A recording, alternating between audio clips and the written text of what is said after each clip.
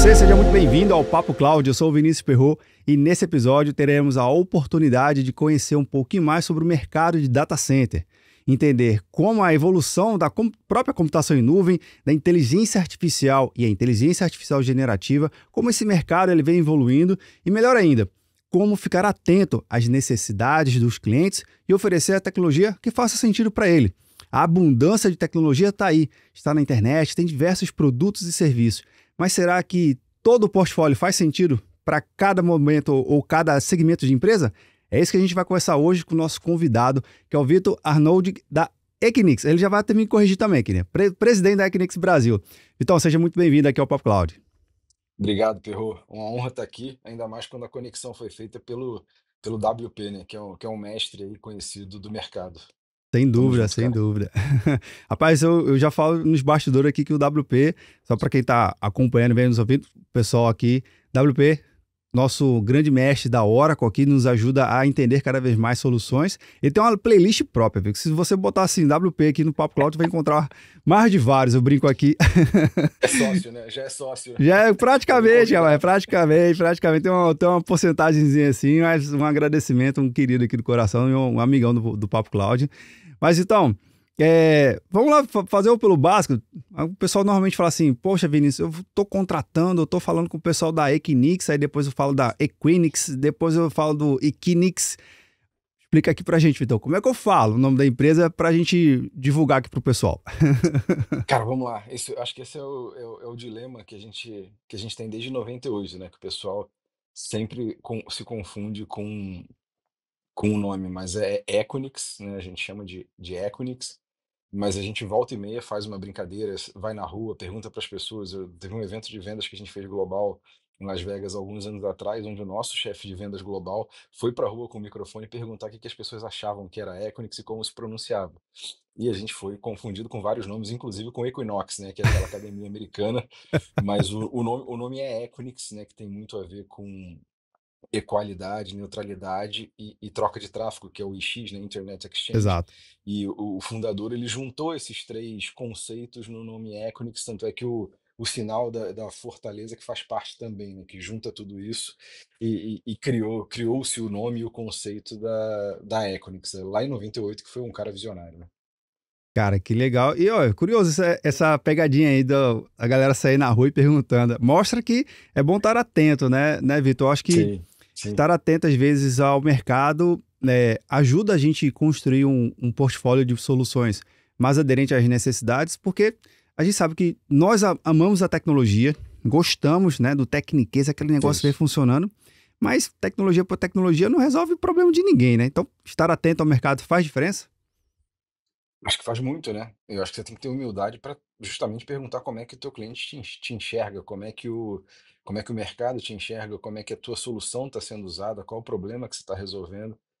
Que muitas das vezes você cria um produto, um serviço pensando em um caso de uso, quando você vai ver o cliente está usando para outra coisa. Não que isso seja ruim, na verdade você descobre um outro caso de uso, um outro pitch de vendas, inclusive pode atacar um mercado novo, pode atacar um segmento novo do mercado.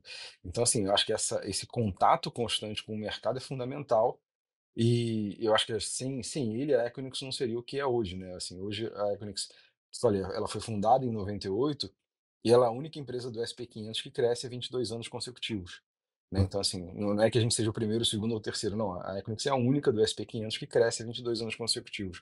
Eu tô aqui há quase 19 anos. Eu já vi várias versões da Equinix aqui dentro, né? Todas as mudanças que a gente aconteceu. E eu acho que isso só aconteceu, essas mudanças só aconteceram porque a gente teve a humildade de mudar também a direção de acordo com as mudanças de mercado, né? Entendeu para onde o mercado estava indo, para onde os nossos clientes estavam indo, e a gente fez as mudanças necessárias para continuar sendo um player importante, né, significativo no mercado, quando o assunto é transformação digital e interconexão. Interessante porque vocês falam e já prestam serviço de computação antes mesmo desse nome de computação em nuvem existir, ficou cunhado tanto na academia quanto no mercado, né? E, pô, desde 98 ouvindo, provendo soluções e se fazendo novos releases, fazer uma licença poética aqui com o time técnico e lançando release após release de novas Sim. funcionalidades e entendendo o cliente. É, Hoje, obviamente, o tema de computação em nuvem, eu acho que é um tema que está mais do que muito bem difundido, muito bem enraizado já nas organizações. Eu me lembro Sim, que no iniciozinho ali se tinha uma certa resistência, se funcionaria ou não esse conceito, mas o que eu vejo muito hoje é o conceito de multi-cloud e de nuvens sim. híbridas, né? Você provavelmente tem dentro do seu portfólio de clientes, Vitor, N clientes que consomem também produtos e serviços de outros provedores, mas também precisa que vocês, da Equinix, consiga juntar e fazer essa interconexão. Como é que é essa visão de multisserviços, de multiparceiros, se você se torna um grande hub de conexão entre soluções? Eu acho que sim, Perro. Eu acho que a nossa ideia, né? Você fez uma analogia interessante com a interconexão, e eu acho que a gente pensa em interconexão lá desde 98. E aí, acho que você colocou muito bem, né? A gente não tinha computação em nuvem ainda. Mas a nossa ideia de ecossistema sempre foi aproximar o usuário da informação. Lá em 98, como é que isso surgiu?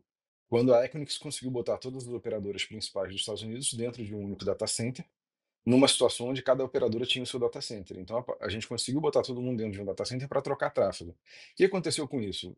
Criou-se um ecossistema de telecom, só que os outros ecossistemas começaram a ficar interessados, né? O cara de conteúdo. Opa, peraí, tem um lugar onde todas as operadoras estão juntas, eu quero estar lá. Porque eu vou melhorar a experiência do meu usuário. Se eu botar meu conteúdo perto de todas as operadoras, eu não vou ter que botar mais em cada data center de operadora. E aí isso foi evoluindo de tal maneira que quando surgiu o conceito de cloud computing, a gente enxergou uma baita oportunidade de se aproximar da nuvem pública, né, dos provedores de nuvem pública, porque eles precisam de data center no final do dia. Só que além de precisar de data center, eles também precisavam de um player que oferecesse um caminho seguro para essa nuvem pública. Muita gente hoje usa a nuvem pública pela internet, que não é o caminho mais seguro.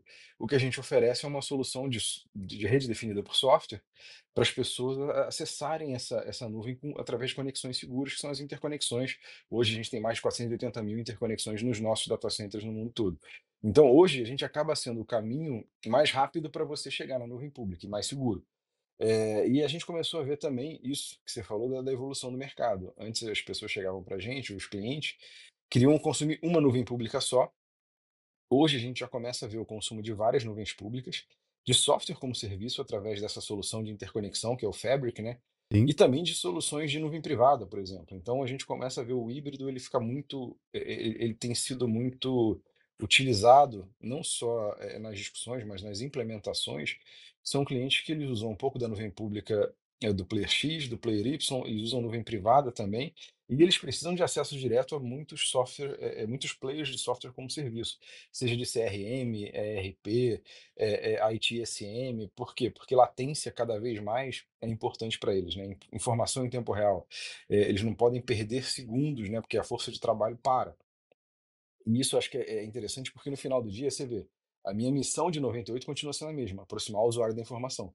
Só que agora é numa escala muito maior.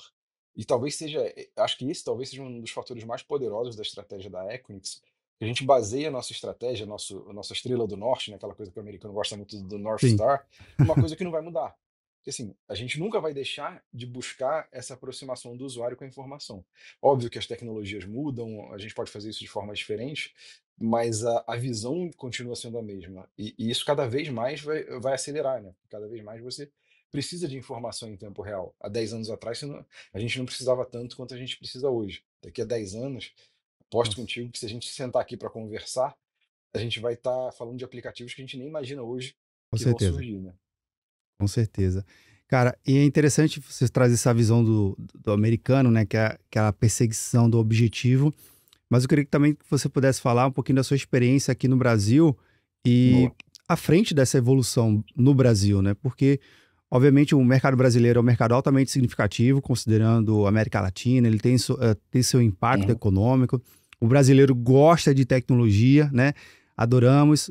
A gente tem aqui vários setores que são, mais do que early adopter, eles são criadores de tendências, eles são É. make trends em relação a bancos, a segurança na área de utilities e tudo mais. Mas a evolução hoje do mercado brasileiro, é, o pessoal vem buscando mais soluções de ponta ou, de certa forma, ainda tem que trabalhar um pouquinho do convencimento, de sair desse conceito do monolítico. Não é só um servidor, não é só mais uma posição num rack, uma ou duas unidades no rack. Como é que hoje está a evolução esse papo? Ele está melhor ainda ou depende do momento, tem que voltar algumas casas ou não, já está mais acelerado? Cara, eu acho que está acelerado. Eu acho que assim, o mercado brasileiro, assim, o pessoal não fala muito disso, mas eu acho que é um dos mercados mais maduros, Legal. pelo menos aqui da América Latina, né? Onde eu tenho mais contato. E a gente é sim early adopter de muita coisa. Um dos casos que eu acho que eu mais me orgulho de falar lá fora, para te dar um exemplo, é o Pix.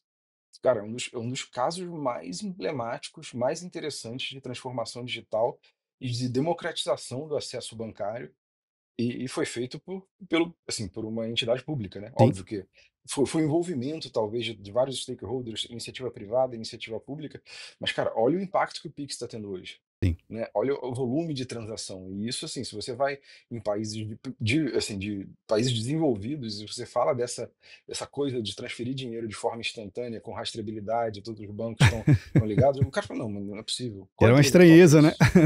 isso?" Não, não, e acho que não funciona assim, não é possível. Então, assim, eu acho que o Brasil sim tem casos muito interessantes de pioneirismo. A gente tem empresas também que começaram no Brasil, estão se internacionalizando agora, acho que o Mercado Livre, baita case, cliente nosso, enfim, tem várias, eu acho que tem vários casos de sucesso aí, mas obviamente acho que depende muito também do segmento e do momento da própria empresa. Imagina o seguinte, quando você está comprando uma outra empresa, que vem com os ativos, que vem com o legado, talvez a conversa não seja tão fácil, porque você tem que pensar na transição desse legado. Sim. Se fizer sentido, né? Ou de subir uma estrutura nova. Então, assim, eu acho que você tem que navegar por essas conversas com as empresas para garantir o seguinte: a gente tem que garantir que a organização está tendo acesso ao melhor recurso computacional para aquela necessidade. Então, assim, se o cara chega para mim e pergunta, quero nuvem privada, eu pergunto, tá, mas por quê? Da mesma maneira que se ele chegar e falar, eu preciso de nuvem pública, eu falei, tá, mas por quê? Né? Porque no final do dia, ele pode chegar à conclusão que alguns workloads dele vão estar na nuvem pública, que fazem muito sentido, outros workloads vão estar na nuvem privada e outras coisas não faz nem sentido mais ter workload. Vale a pena ele contratar como software como serviço, que já resolve a vida dele, ele paga como usuário, não se estressa, entendeu? Não tem que ficar pensando em muita coisa. Então, assim, eu acho que o brasileiro, o executivo brasileiro de tecnologia, ele já percebeu isso. Eu já vejo as conversas nos eventos, né, nos eventos que a gente participa, nas palestras, o pessoal já faz perguntas mais sofisticadas. Então, do ponto de vista de América Latina, eu vejo o Brasil sim assim, acho que é o pioneiro da região nesse sentido, né, em relação à maturidade de transformação digital. Vitor, você falou de maturidade, obviamente maturidade do mercado, você também falou da própria evolução, mas eu queria que você pudesse falar um pouquinho do espírito do seu time, né? A gente sabe que tem o time ele é composto por gente de venda, gente de não venda, gente extremamente técnica, de atendimento e tudo mais, mas a gente sabe que às vezes ter esse olhar, ele não necessariamente ele vem de uma habilidade da sua fundação, seja você técnico ou não técnico, vendas ou não vendas, mas trazer essa estrela do norte que você mesmo citou, incorporar no dia a dia de cada um da operação de você.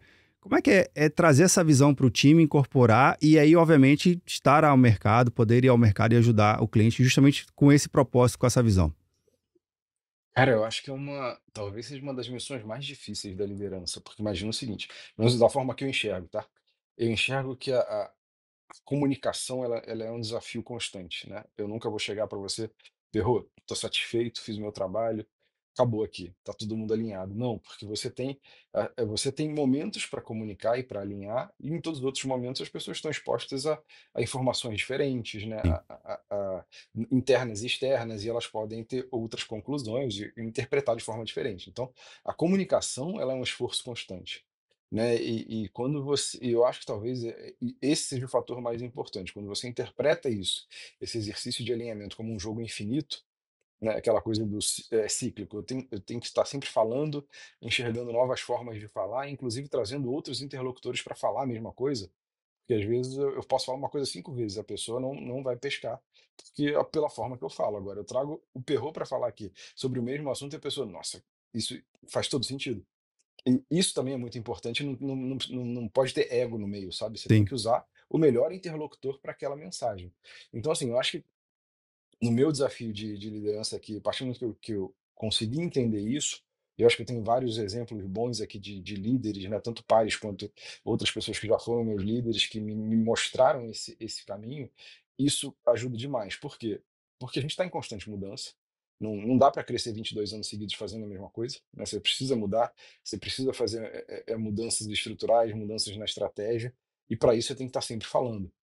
E eu nunca acho que a gente vai ter, que pelo menos eu vou estar satisfeito. Eu nunca acho que eu vou chegar para você e falar de novo, né? Não, cara, a gente comunicou o suficiente esse ano. Se você perguntar para mim, assim, o meu raio-x de 2024, eu falo, cara, tem oportunidade de melhoria. Sim. E aí, óbvio que eu vou pegar essas oportunidades de melhoria e vou aplicar em 2025. No final de 2025 vai ser a mesma coisa. E sempre buscando canais novos, né? Como o LinkedIn, por exemplo, que era algo que eu não usava 2 anos atrás.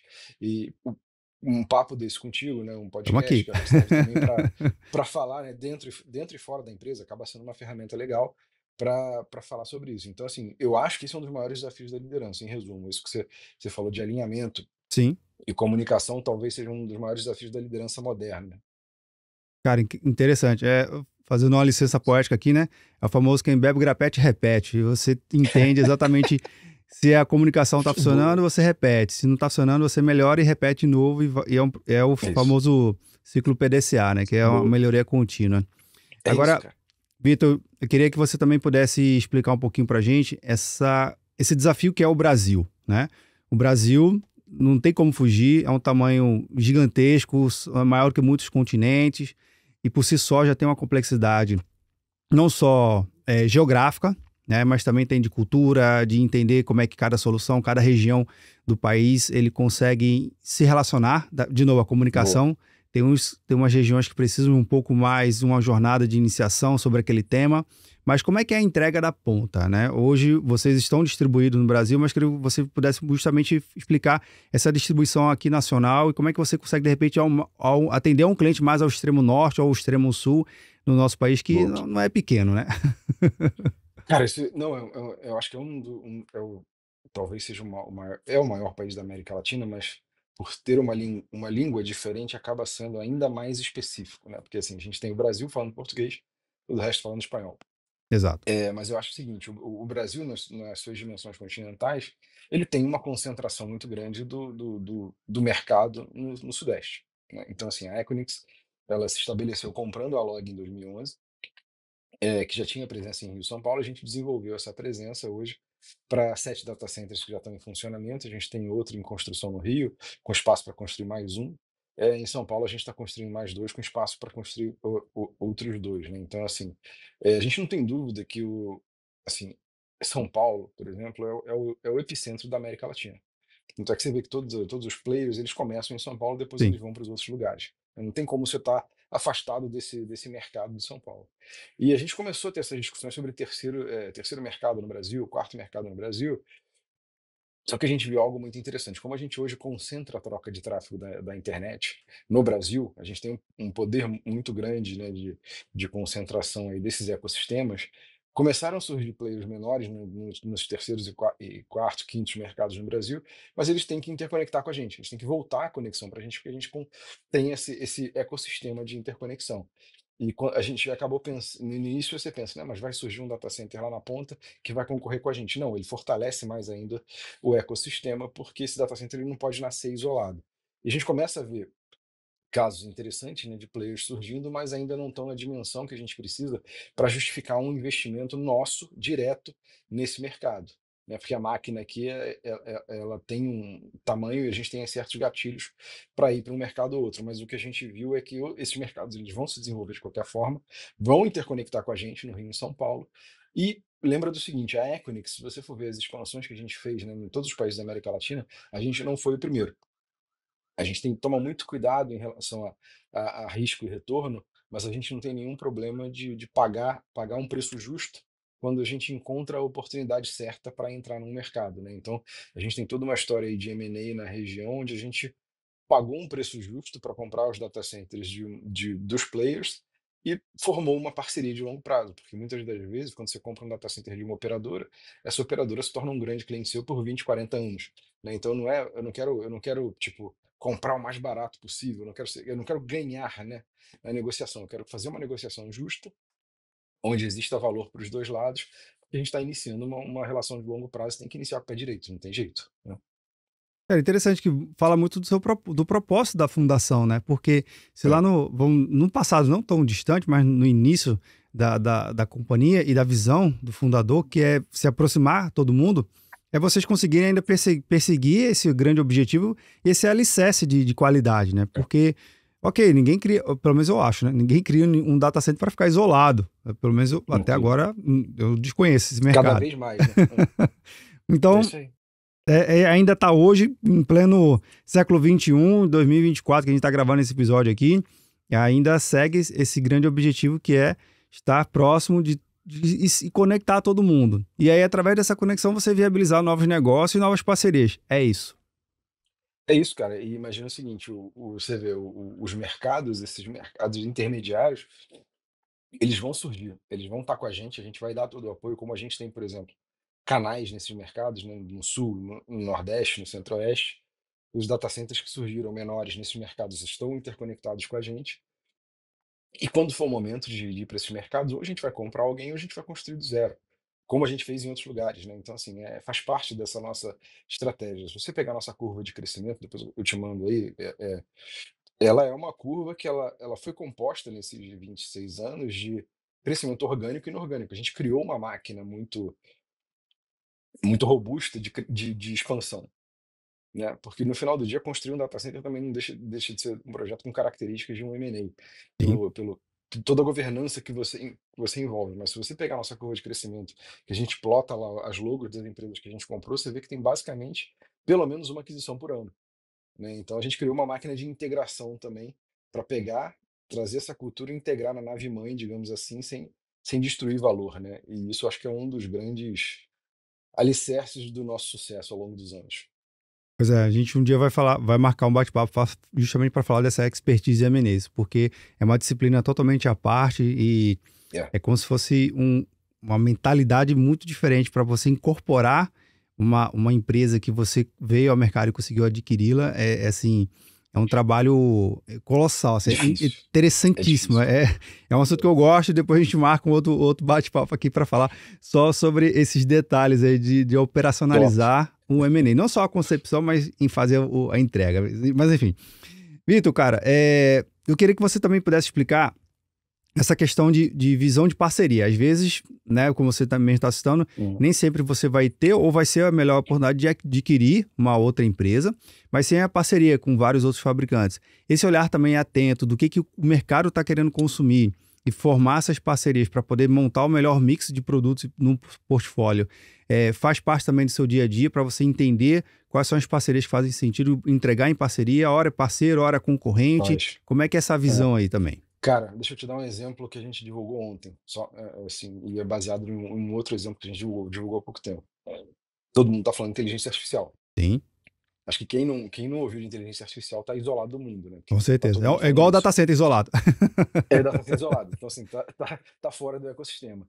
Ontem a gente divulgou uma parceria com a Dell e com a NVIDIA do seguinte: eles estão usando a nossa infraestrutura para fazer o deployment dos pods deles, né, do Dell Factory, né, Sim, Dell AI Factory, que você pega o melhor da NVIDIA, que são as GPUs e o ecossistema, né, o CUDA e tudo mais, nas máquinas da Dell, com histórias Dell e outras soluções da Dell, e coloca dentro dos nossos ecossistemas, a gente chama de IBX, né, que é Internet Business Exchange, mas é um data center, e você coloca isso dentro do ecossistema. Então isso é interessante por quê? Porque a partir do momento que você coloca um pod desse da Dell, Dell AI Factory, dentro do nosso ecossistema, você passa a ter acesso a nuvem pública, você passa a ter acesso à sua nuvem privada, aos players de software como serviço, a CoreWeave, que é um provedor de infraestrutura de AI, Grok e outras. Então, assim, você consegue usar isso dentro de uma arquitetura verdadeiramente híbrida e você garante que você está no lugar mais próximo de todos esses players.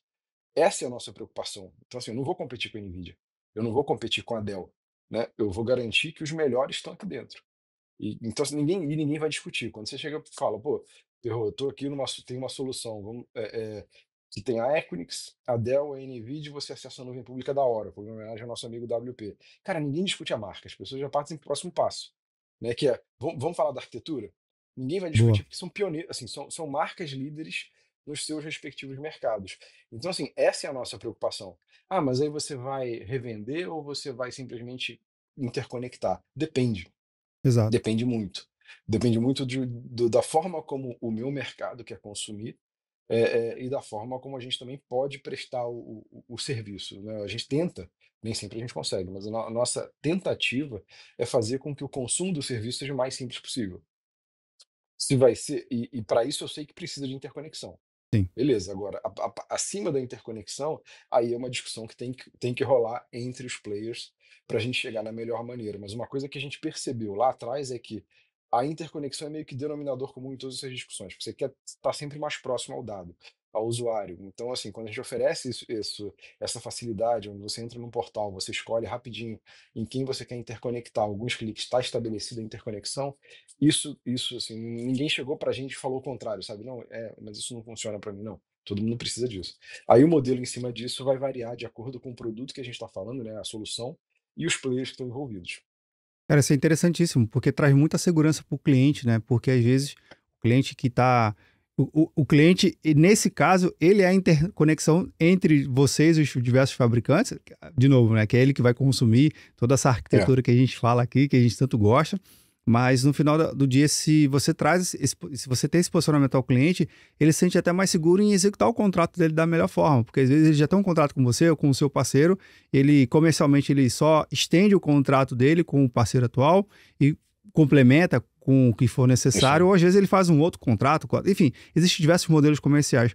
Essa segurança é tão importante e essa transparência, é isso, né, Vitor? Eu acho que sim, cara. Acho que é importante a gente, e principalmente mostrar casos de uso, né? Você não está sozinho. Alguém já Perfeito. passou por isso. Como eu tenho milhares de clientes no mundo todo, de todos os segmentos. Aqui no Brasil também a gente tem uma posição do tipo, os principais bancos estão com a gente, as principais empresas de saúde, de todos os segmentos, a gente tem um portfólio bem rico, em casos de uso, a gente consegue mostrar também, trazer isso, cara, vem cá, mas o que que você tá o que que você quer resolver? Deixa eu te falar, sem falar nomes, eu consigo te falar o seguinte, no teu segmento, o pessoal está usando isso aqui. Né, o pessoal está indo nesse caminho, tem esses desafios.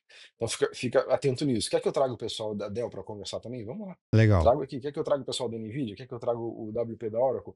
Então a gente consegue montar isso para estabelecer essa confiança. Porque assim, e óbvio que vai ter casos, Perro, que o cliente vai chegar para mim e falar, cara, eu quero isso.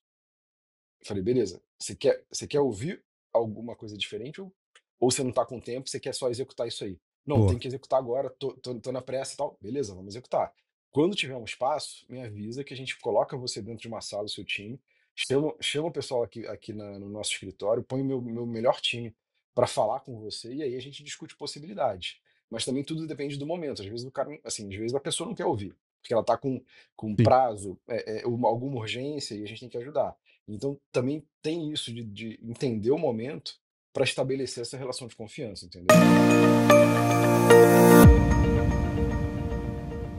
O que que vem na minha cabeça quando eu ouço sobre cloud computing, com tudo que eu já vi? Acesso. E acesso nas mais diversas formas que eu considero que são genuínas, né? Primeiro, acesso à tecnologia. Se você considerar a quantidade de negócios que surgiram ou que foram viabilizados por causa do conceito, que tiveram acesso à tecnologia, as ondas de transformação digital que foram permitidas com isso, assim, nem todo mundo para pensar nisso, né? Que hoje tudo que a gente faz aqui, inclusive esse podcast, depende da nuvem para funcionar, Sem né? dúvida. Então, assim, acho que o que foi gerado de oportunidade é um negócio, assim, assustador, de forma positiva, né? Então, assim, e eu acho que talvez o que mais mexe comigo, no conceito é o acesso a a mudança de vida também para muitas pessoas, né, que antes não tinham acesso ao estudo da tecnologia, que era um negócio mais complexo, era um negócio mais segmentado, nichado, sabe, que você tem que fazer uma faculdade. E eu acho que cloud computing veio também como uma forma de democratizar o acesso à tecnologia do ponto de vista profissional. Né, você tem hoje muito mais gente trabalhando com tecnologia, muito mais gente que mudou de vida por causa da tecnologia, direta e indiretamente. Eu acho que isso mostra o poder de uma tecnologia transformadora, como foi a nuvem para a gente, tudo indica que a inteligência artificial vai nessa linha também. Mas assim, para mim, a palavra básica, sem entrar no techniquez, eu acho que é acesso, cara. É um negócio.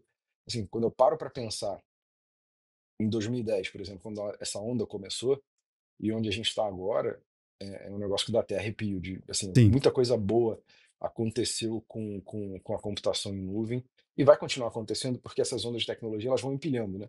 Então, Sim. assim, uma não acontece sem a outra anterior. Mas eu acho que é isso, cara. Se pudesse resumir em uma palavra, é acesso.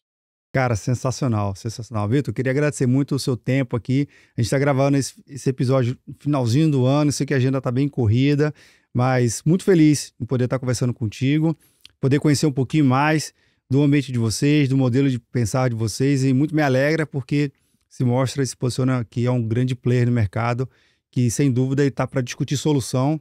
Esse negócio de o meu é melhor do que o teu, esse negócio já é do passado. Eu acho que é muito mais conectado à necessidade do cliente, ao momento do cliente, cara. Sucesso, parabéns aí pela condução do time, a gente se vê muito em breve. Obrigado, Perrô. Um abraço, cara, para todo mundo aí. Um bom Natal e um excelente ano novo. Valeu. Bem, pessoal, e você que tá vendo ou nos ouvindo, o que você achou do bate-papo aqui com o Vitor? Seguinte, a ordem é a seguinte: se você tem hoje um parceiro que só pensa no seu, no caso no dele, repense o seu modelo. Muito mais interessante você estar próximo de quem pode pensar e trazer outros parceiros de soluções que realmente vão resolver o seu problema. Obviamente, se você já chegou até aqui, deixe o seu comentário e compartilhe esse episódio, não é verdade? Inclusive, vou deixar até o link na descrição do pessoal da Equinix para você entrar em contato, que eu acho difícil você já não ter conhecido, mas se não conhece, entre em contato com eles também. Beleza? Obrigado pela participação e audiência. E aí, tá na nuvem?